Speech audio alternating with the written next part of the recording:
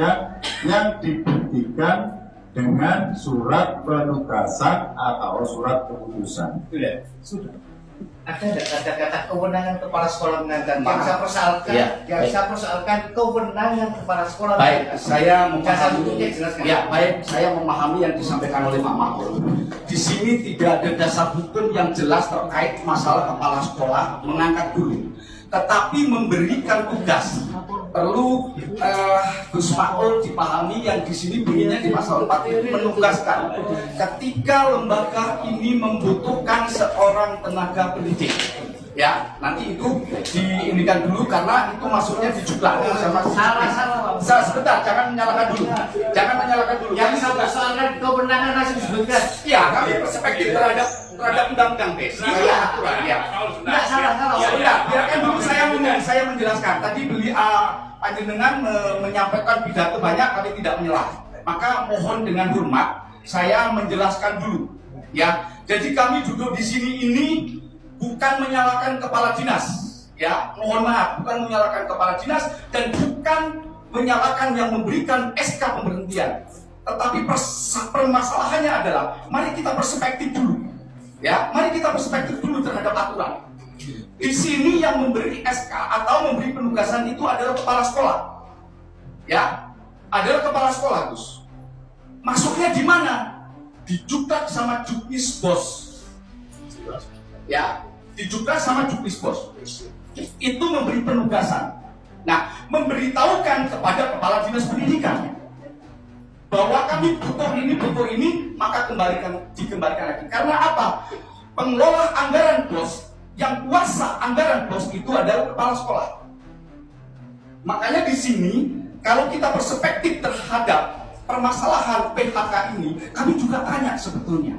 Bukan menyalahkan, tapi tanya. Loh, kok bisa yang angkat kepala sekolah yang memberhentikan kepala dinas? Satu, siapa dulu di situ yang punya hak dan punya kewenangan di dalam memutuskan penugasan ini? Itu perlu dipahami dulu, Pak Ketua. Nanti kita perspektif dengan aturan yang ada, maka saya yakin kepala sekolah itu mengacu kepada Juklat sama Juknis Bos terkait masalah penggunaan anggaran BOS. Di situ, Bos. Kemudian yang kedua, saya sedikit mengcounter yang disampaikan bahwa golongannya UDI kalau ada pungutan ini tidak seperti itu. Jadi kalau saya mau menjelaskan terkait masalah pungutan dan segala macam, kami sebetulnya sering memberitahukan kepada teman-teman. Di sini ada wartawan, ada LSM. Saya jelaskan, pungutan liar itu dinilai dari apa? Atau bantuan itu dikatakan liar dinilai dari apa? Karena mereka hanya membaca Permendiknas nomor 75. Tinggi mana dengan PP nomor 48 tahun 2008? Maka di situ sudah berbunyi bahwa sekolah masih diperbolehkan, sekolah penyelenggara negara, lembaga negara masih diperbolehkan untuk meminta bantuan. Disinilah mandulnya antara PP dengan Permendiknas. Mohon maaf, Gus, kami juga sudah capek sebetulnya menyampaikan hal-hal yang kayak begini. Maka ini perlu saya sampaikan bahwa saya ini selalu duduk di tengah teman-teman. Oke, itu kita tidak perpanjang, tidak menarik, karena di situ sudah jelas diatur antara Permendiknas Ristek nomor 75 yang mengatur tentang komite, dan kemudian ketika kita berujung kepada pendanaan dan pengelolaan dana pendidikan, maka itu masuknya di PP nomor 48. Mungkin di sini karena saya juga pernah menjadi Dewan Pendidikan, Pak, juga sering saya bahas di situ, dan saya sekarang ini duduknya kebetulan saya mendampingi teman-teman sebagai penasihat hukumnya, maka apa-apa yang harus perlu kita sampaikan. Mohon maaf, mungkin tadi ketua mengatakan kebijakan yang salah. Kami tidak bisa menyalahkan dari kebijakan pemerintah. Memang yang disampaikan oleh Saudara Maulana itu betul. Kita akan membuka itu di PT UN terkait masalah keputusan yang diambil oleh kepala dinas. Pasti nanti kita akan melakukan. Tetapi sebelum kita melakukan itu, maka kita diskusi. Kita mengadu dulu sebagai masyarakat mempunyai aspirasi kepada DPR. Ayo kita diskusikan ini. Apa isi dari diskusi? Bahwa kami tidak ada kepentingan yang lain selain bahwa nanti anak-anak kayak bagaimana. Saya keliling di seluruh Kabupaten Pasuruan ketika saya pernah mendapat tugas. Pak Haji Tain ketika saya pernah mendapat tugas menjadi auditor pos atau tim monitoring evaluasi dan penyelesaian bidang pos. Satu lembaga sekolah yang di situ ada 6 rombel, guru PNS-nya hanya 2. Kira-kira sopo sing ngajar 6 rombel? Saya kepingin tanya, guru mana yang sakti mengajar itu? Mana tujuan pemerintah standar pendidikan mutu? Nonsen. Saya tanya kepada Kepala Dinas Pendidikan, silakan sekarang menjawab. Apa sih standar pendidikan di situ? Standar mutunya?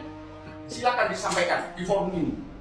Saya kepingin tahu. Saya juga punya argumentasi mana standar pendidikan yang Bapak lakukan di pendidikan. Pemerintah sudah memberi uang. Outputnya apa? Outcome-nya apa?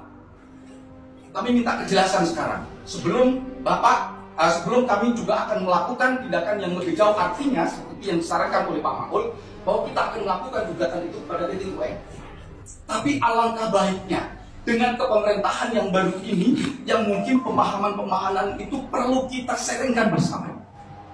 Jadi itulah tujuan kami datang ke sini untuk berdiskusi. Jadi yang kita pikirkan anak-anak, Pak.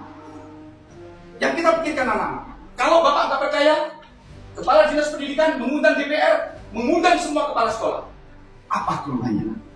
Di sini juga ada itu, nilai itu, punya lembaga pendidikan, yaitu 6 rombel ini diajar oleh 4 orang guru atau 2 orang guru, belum guru bidang studi.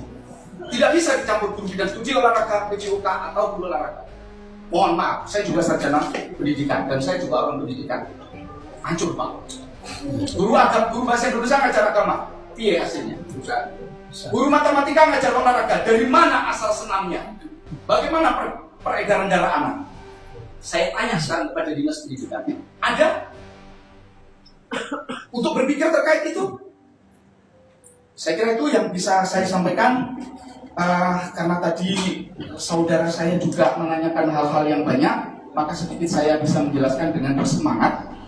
Nanti kita perspektif terhadap juga sama juknisnya. Saya pikir Kepala Dinas juga bawa. Kalau Kepala Dinas juga tidak bawa, berarti Kepala Dinas harus mengkaji ulang untuk PHK-nya. Aku bayar ini kalau tak.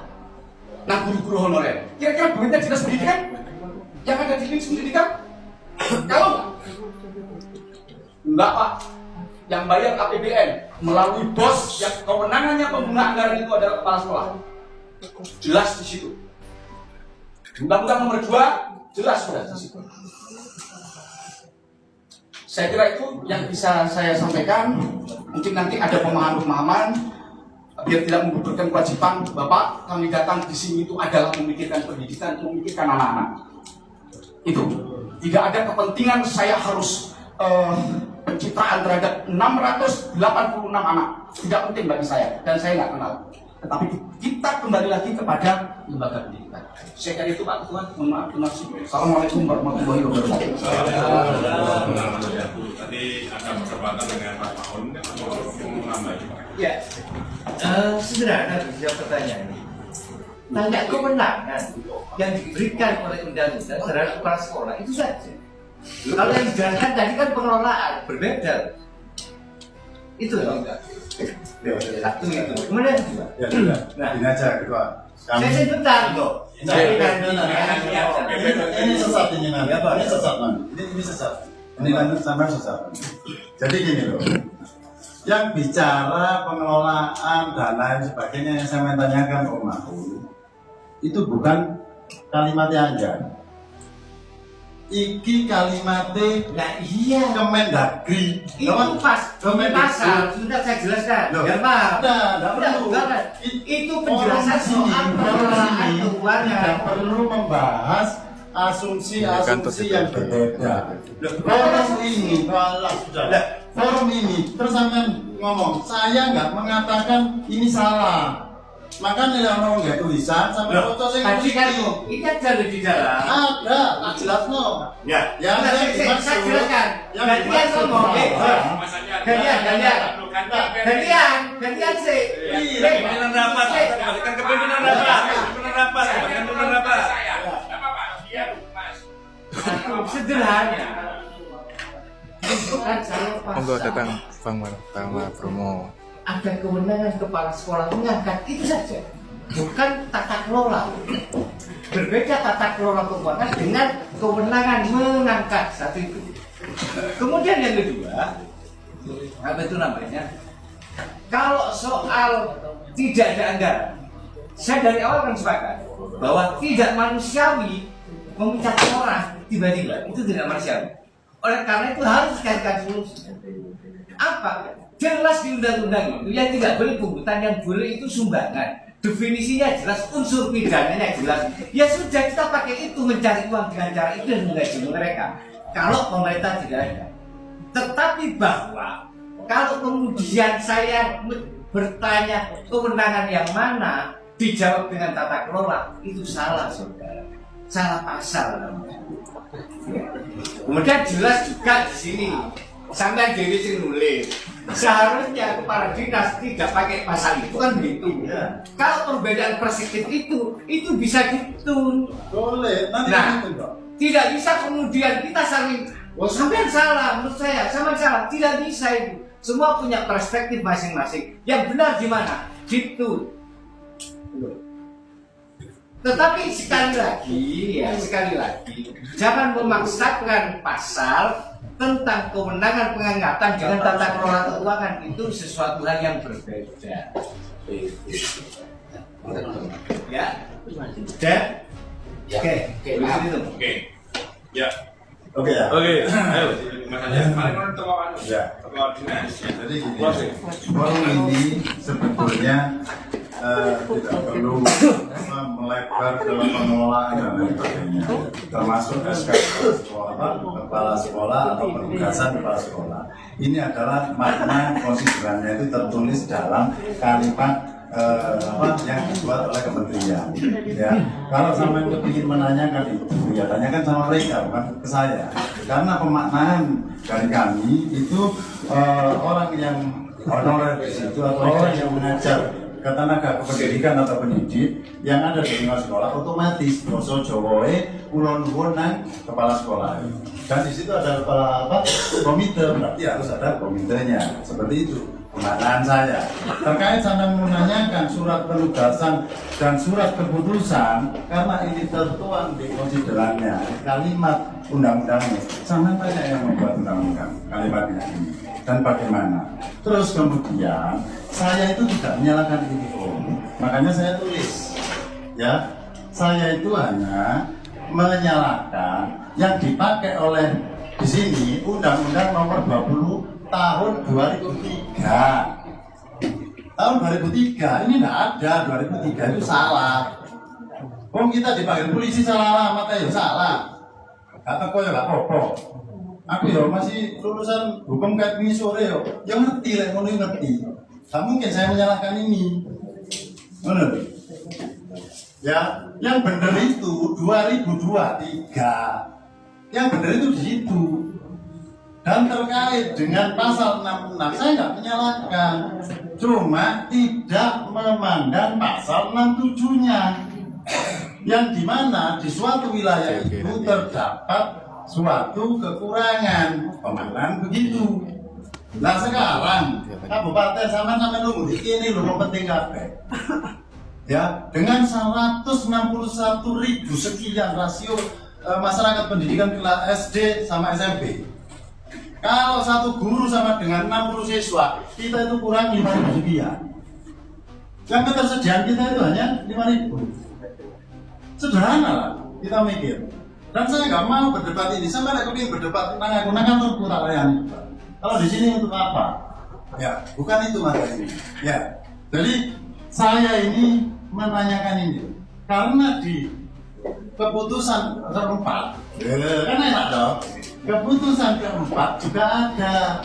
Apabila di kemudian hari terdapat kekeliruan dalam keputusan ini akan diadakan perubahan sebagaimana mestinya. Selesai toh. Nah kalau nggak ada perubahan ini, pendidikan Pak Tri dalam hal ini kepala dinas bersikap kayak gini bener, ya tak tun mas. Aku sekolah gak tubuh jasa. Karena di sini ini tempat DPR juga tempat orang membuat aturan, membuat kebijakan yang dilaksanakan oleh teman-teman yang ada di sini samping saya. Gak masalah ya. Kita perundingan. Salah Pak? Betul, betul. Sampai murid itu nojo murid aja. Bener. Kok ngaku KPU kalah kok kalah. Aku gak ada pengacara. Kok ngaku murid aja. Ya, saya kira itu, saya nggak menyalahkan ini. Ada penulisan salah di sini tahun 2003. Yang bener itu 2023. Lalu aku diceluk polisi alamatku salah, masih aku gak teko kate apa. Iya toh? Alamat ya. Alamat ya. Alamat ya. Gitu ya. Jadi masalah hari ini saya mengundang meminta dengan hormat Bapak Kepala Dinas, mungkin ada suatu kealpaan, ayo ditanyaan Pak. Gitu loh. Ojo buka-buka, tante kepingin gugat jelatri ini tak gugat Pemkab, apa sih? Enggak begitu cara penyelesaian. Karena ini sehubungan dengan keputusan dan masyarakat banyak. Masyarakat pendidikan, ya subjeknya itu jangan. Masyarakat pendidikan dan tenaga kependidikan ini kan yang menjadi masalah. Dan sekarang diem sih libur, gitu loh. Sekarang sih libur, tapi setelah nanti lebaran, wes orang baik. Kalau hanya LSM sekedar ngawasi teko jalur duit, kibung ligi anu gak beda no, ya cuma ngomong karo aja deh. Halo. Nek ngomong bantuan sekolah aku apa takono nang aja. Mantor baik. Tapi jangan gitulah, jangan keluar konteks. Jadi ini pembahasan itu ya, bisa dimaksud ya.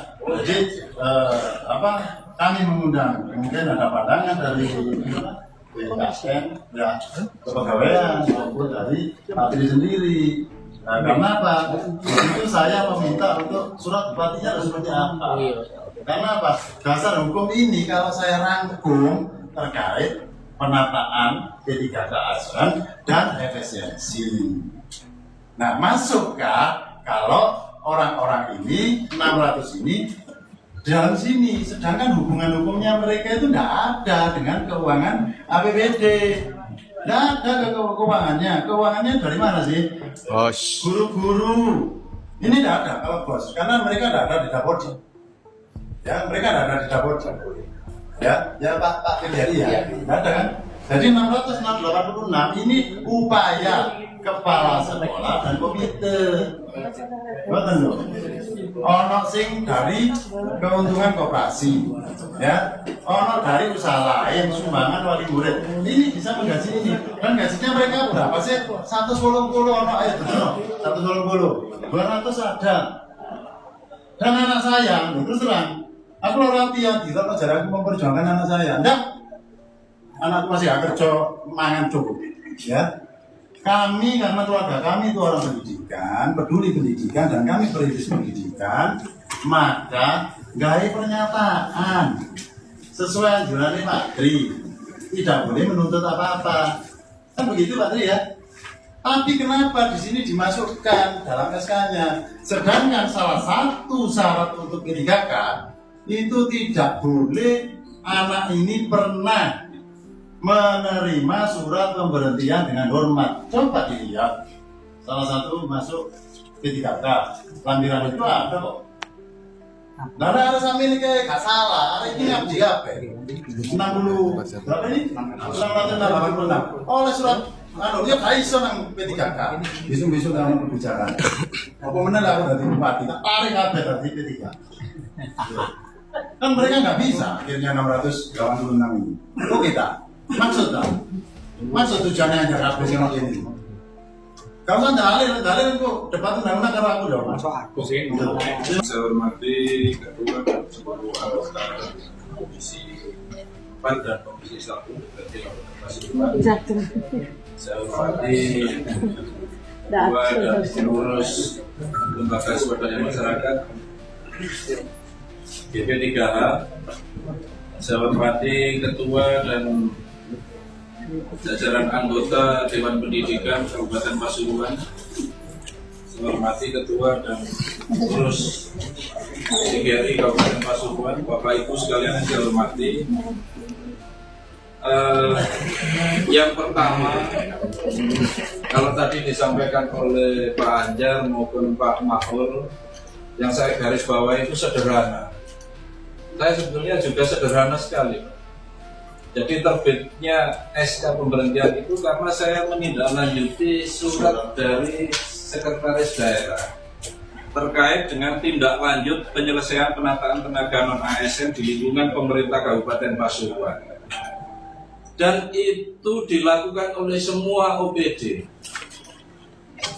Bahkan non sewu, Dinas Pendidikan ini paling akhir karena saya menganalisa dan mengkaji termasuk yang disampaikan Pak Ma'ul tadi bahwa tidak bijak memberhentikan orang sampai sakit.